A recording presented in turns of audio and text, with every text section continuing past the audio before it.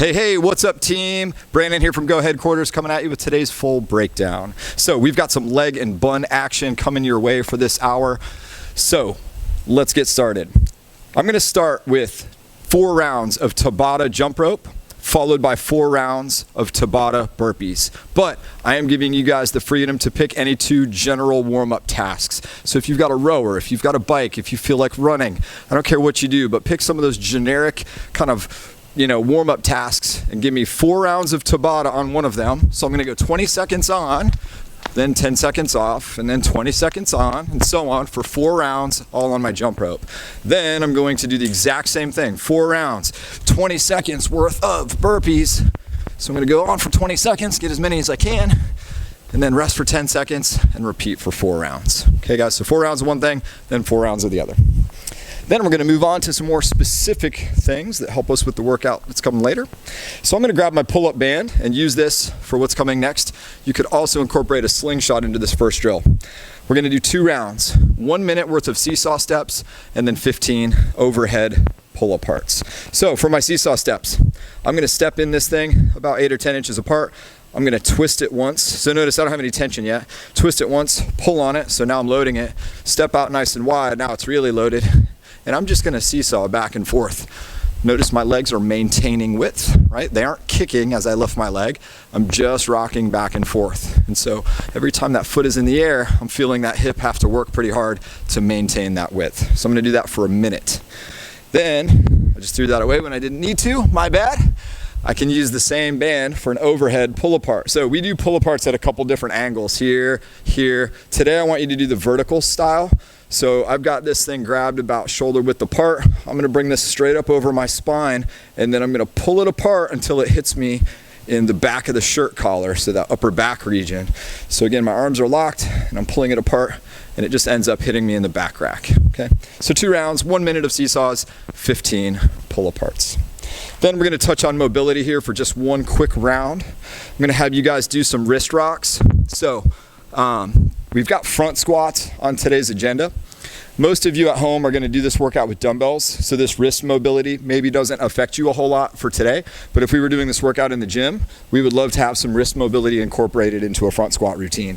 So for those of you that are using barbells, feel free to do an extra round of this, because right now we're only gonna do 1, but make it your own, right? So we're gonna do 1 round, 5 wrist plank rocks, and 5 per leg lizard glides.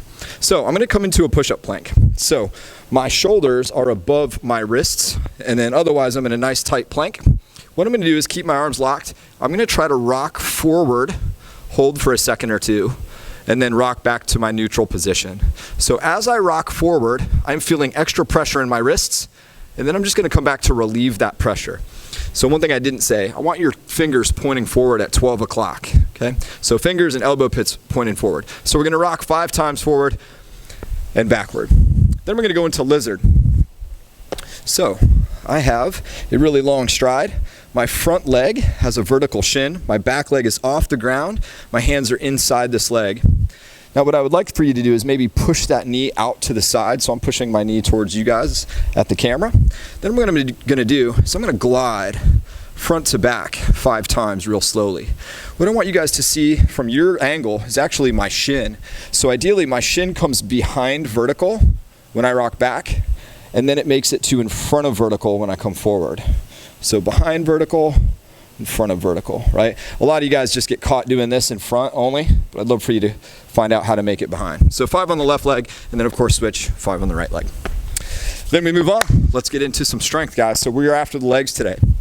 We're gonna do some front squats. I'm gonna demo this with some dumbbells. But what's different today is we're gonna do 1 1/4 reps. So we have done this before at your at-home workout. So I've got some weights racked in what I'm calling my front rack today. They're basically resting on my shoulders slightly in front of me. I'm gonna get my squat stance so my heels are about shoulder width. I'm gonna sit back and down, knees out, chest up. I'm coming all the way below parallel. Now I'm gonna come up just above parallel. That's my 1/4 rep.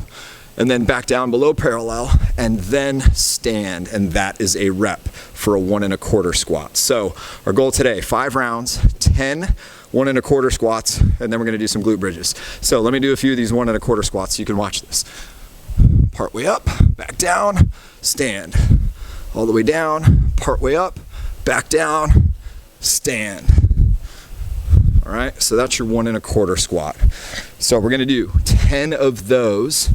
And for every set of 10 of those, and you're welcome to take a breath after that set, right? There's no reason to rush into the glute bridges. We're gonna do 20 glute bridges. So I'm squeezing my buns nice and tight at the top, tucking my tailbone under. Now, if you want to weight this, not a bad idea because we're really after those glutes today. So if you have any way to load this, barbell with a pad, dumbbell, set a kettlebell on your hips, whatever you've got, feel free to load that glute bridge today, okay? So 5 rounds, 10 1 1/4 front squats, 20 hopefully weighted glute bridges. Then we're going into our Metcon. So we do have a Metcon today, but it is still glute and leg driven. I'm gonna demo this probably 2 different ways. So the Metcon ahead of you guys, 5 rounds, this is for time. You're gonna do 20 total jump lunges and 20 Russian kettlebell swings. So our jumping lunge, boom, looks something like that. So I'm in my normal lunge stride. So my front foot is flat, vertical shin, vertical chest. My back knee can gently touch the ground. Notice I've got vertical alignment from that femur up through my torso. And I'm jumping out of the bottom position. What I'm not doing is standing and then just jumping to switch my feet. See how different that looks? We want to explode out of that bottom position, right? That's what makes it hard. So 20 jump lunges, followed by 20 Russian kettlebell swings. I'll demo this with a kettlebell first, of course. So flat back, weight in the heels. I've got my curve in my back, or the silverback gorilla stance as they call it. I'm gonna let this thing swing through. I'm gonna squeeze the heck out of my glutes to drive my hips open until this thing is eye level. So 20 Russian swings. Now, if I don't have a kettlebell, I can do swings with a dumbbell. So here's a single dumbbell,